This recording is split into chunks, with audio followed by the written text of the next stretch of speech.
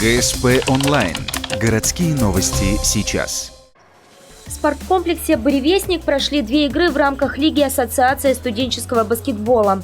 На паркет вышли команды «Планета Университет» и МГУ. В первой игре гости из Москвы дали команде Ухтинского университета достойный отпор. 2 начальные четверти остались за ними. В конце игры ухтинцы мобилизовались, третий период в пользу «Планеты», четвертый в ничью. Но победа осталась у москвичей 96-85.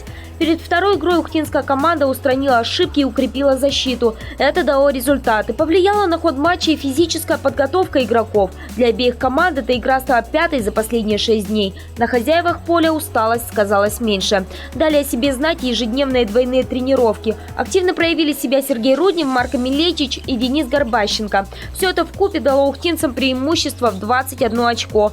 87-66 в пользу «Планеты Университет». Следующие игры команда проведет также на домашнем поле. Встретится с соперником из Калининграда 26 и 27 октября.